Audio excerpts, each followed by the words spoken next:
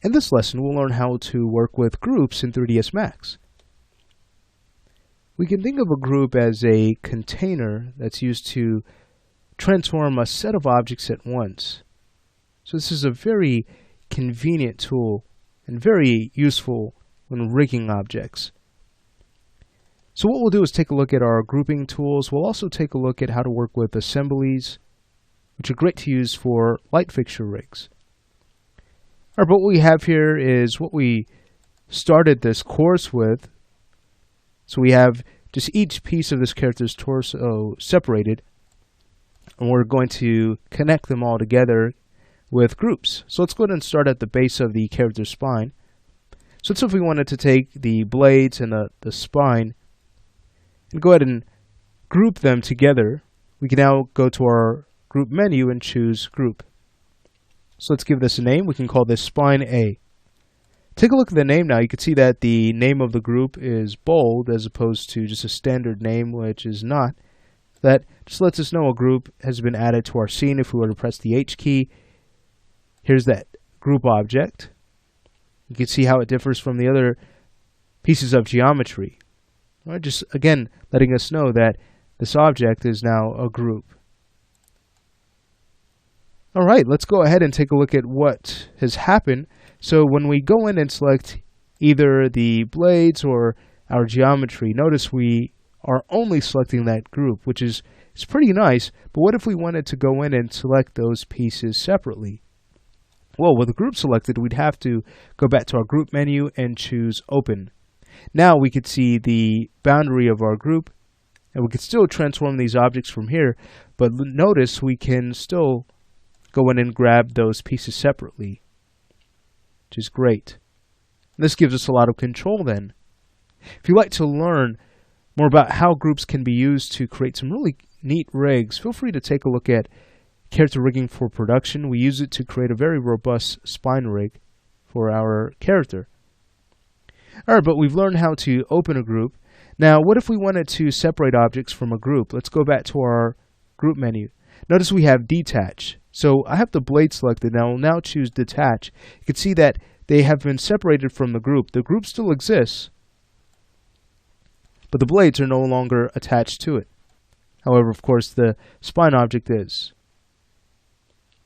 And with this, we're actually given another level of control. So notice if I were to go ahead and take the spine and move that, and then go back to the group, you can see its pivot point is actually right here where it was created originally, meaning that we can now transform this piece of geometry two ways, either from the geometry directly or from the group.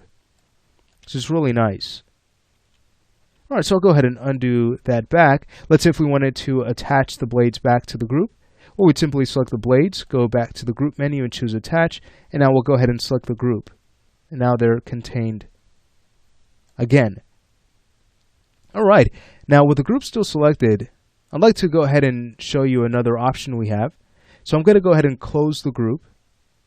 And now, if we go ahead and choose explode, let's take a look at what will happen. No longer will a group exist. So it's kind of like detach, only remember detach will keep any groups that are tied to our current selection around. With explode, it's going to remove all groups, whether it's the current group we have tied to the current selection or groups that might be nested underneath that selected object. All of those will be removed. Now we also have an ungrouping tool. So to show you this, again, we'll go ahead and select the blades. We'll go ahead and grab the base of the spine, and we'll choose group. I'll now choose OK. When we go back to the group menu, notice we can go ahead and ungroup this object. And now we're left with those two pieces. And it's kind of like explode, except remember with explode, it's going to remove all groups that are tied to our current selection. All right, so that's basically how we can work with our grouping tools.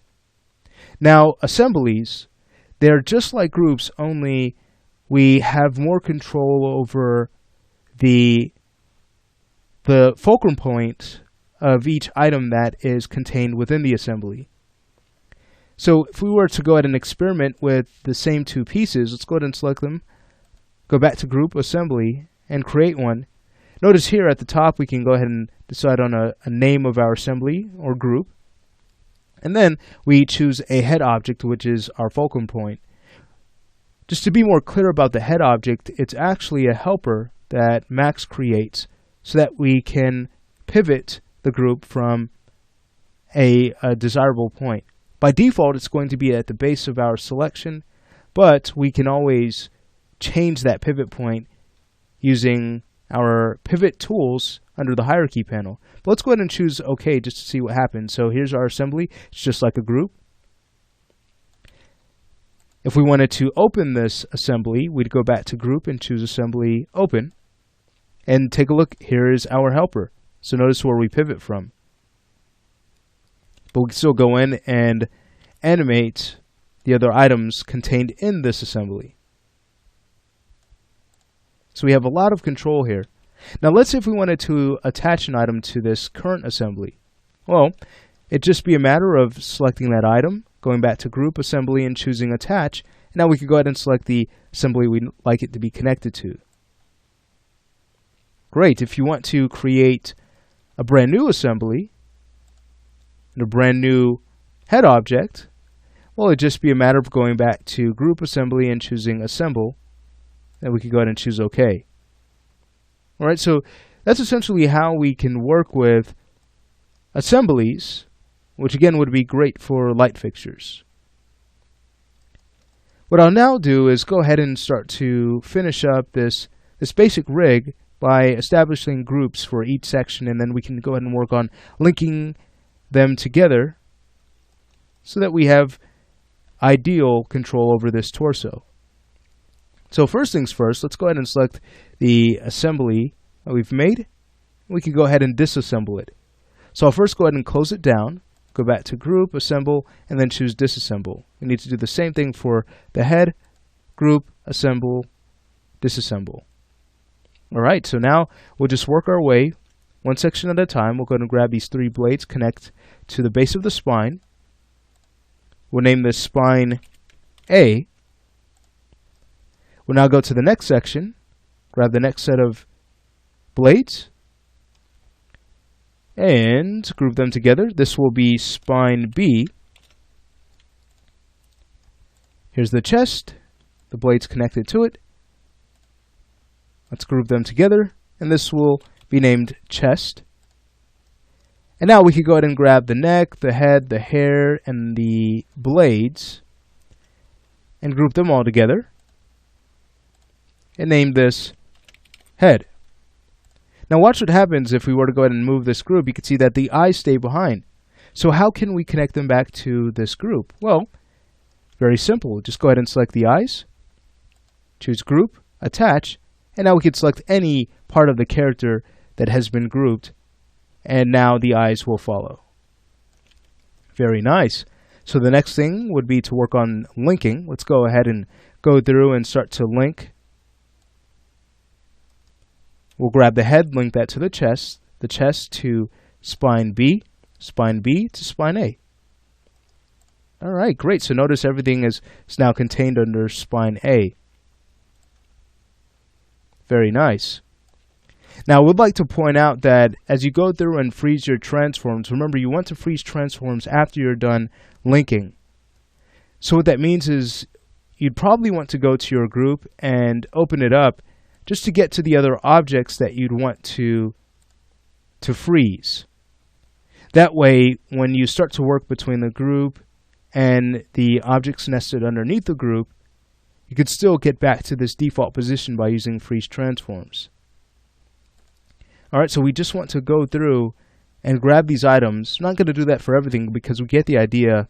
Now, I'm not going to go ahead and ungroup all of these pieces. Just wanted to go ahead and show you what the process would be for conveniently freezing the transforms on these objects to get back to this rest pose.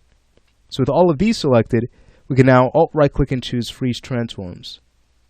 Alright, so if we start to work within the group and we need to go ahead and bring our character back, we'd want to choose Transform to 0. All right, so again, that's just something to keep in mind with groups. If you've already frozen transforms and then you go in and create a group, you want to freeze transforms again to set this current pose as the neutral pose. All right, so please keep that in mind. Also, if you need to move a pivot, remember, you'd want to go in after the pivot has been adjusted. You just want to go back and freeze transforms on that object. Again, so you can always get back to that default position. Okay. All right, well, that's a look at how to work with groups. Again, a really neat tool to use. It's very basic, but at the same time, very handy. Well, that's it for this lesson. In the next lesson, we will be introduced to constraints, and we'll start with the position constraint.